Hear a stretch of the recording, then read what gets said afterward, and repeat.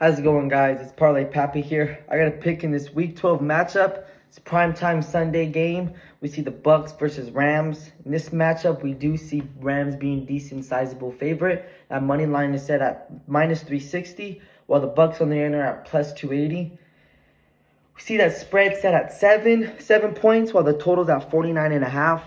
Like I said, this is a primetime Sunday game, and if we look into it, we see Matthew Stafford being not the best on primetime. He's 1-7 in the last 8 games. You know, he doesn't really fare well in those primetime games. I'm not really too sure why. That one win was the one that we seen the last season, but we also seen earlier them lose to the 49ers as well. So Baker Mayfield in this matchup is dealing with an oblique injury. We did see him last game finally get to his rushing and the type of style that he plays.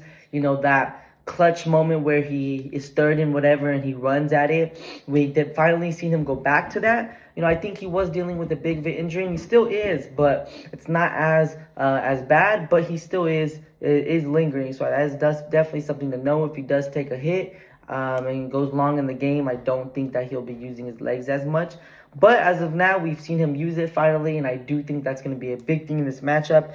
You know, like I said, Baker Mayfield using his leg is huge. You know, in the first 3 games, he had over 100 rush yards. So, they went 3-0 the first 3 games. So I do think that that's something that's going to be critical if we want to see these Bucks team thrive like they were earlier. As well as they do have a player back in Chris Godwin. I do think that is a huge addition, especially since, you know, they are slowly getting healthier. They have Sterling Sharp and as well as obviously Ibuka. Once they get Evans back, I do think that's going to be such a dangerous offense. You know, Mike Evans is a number 1, and Ibuka is growing to be a number 1. So I do think that they have a lot of potential and a lot of things to look forward to. But if you're talking specific in this matchup, we do see Rams, I would say, being the better team. You know, it looks like they're the better team than the team with rhythm. And I do think that's why they are definitely getting a lot of favorite in this matchup with the 7 points.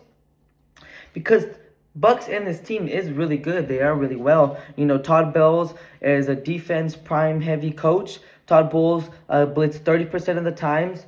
On the other end, we do see Matthew Stafford being a really good player when he is under blitz. He's 22 touchdowns and 0 interceptions when he's being blitzed. So we do see him being, you know, really, really good when it comes to those circumstances. So I don't think it's going to be anything too new, but I do think that Bucks and Todd Bowles blitz a different style. They don't add more rushers. They don't really rush heavy with 5-6 guys. They really keep it standard with the 4 guys. It's just the way they do it, the way they are able to seclude an offensive lineman and surprise them, where most of these rushers, and they're getting these sacks, they're not even being touched. It's not like they're breaking tackles and they're getting these sacks. Most of them are being untouched. So it's a style that Todd Bowles is able to come up with that is allowing the sacks that they're getting. So that is definitely something to take note of. Yes, he's really good when he's getting blitzed, but I think it's a different style that's really going to be the interesting one in this matchup. So the Rams, they are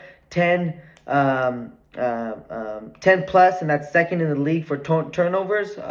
Like I said, so they really good are at protecting that ball and not really turning that ball over. As well, though, we do see Bucks on the other end. They turn the ball 7 times, but they have 16 takeaways, so they are plus 9 for their turnovers. So they are definitely both pretty close with just that one difference.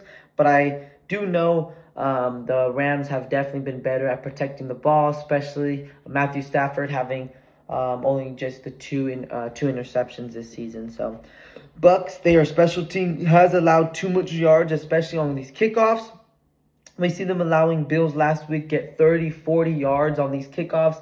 And you can't just allow teams to have good field positions, especially in this day and age where field goals come very easy, I feel like. And, especially with a team with the Rams offense that, you know, once they get in that red zone, they really know how to punch it in. So they are the lowest rate they have the lowest interception rate, sack rate, and penalized rate, the Rams.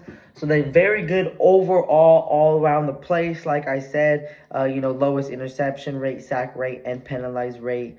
That's just, if you do all those things really well, like I said, offense, how low that rate is, there's them getting sacked and them being penalized. I mean, that's how you run the offense, you know. If you're not turning the ball over, you're not getting sacked, you're not wasting, plays. That's just how you win games, and that's what we've seen. You know, why as of right now, the Rams are favored to win the Super Bowl, so they have a lot of hype. They have a lot of everything behind them.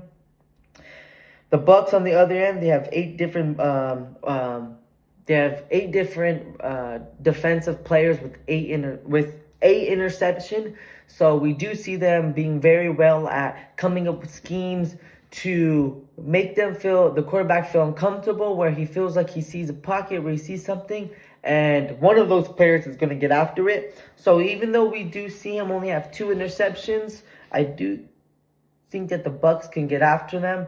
So I do think that is definitely something interesting in this matchup. So I definitely do lean to Bucs with the points. We do see them getting 7 as of right now. So I think that whole touchdown, I do lean to that.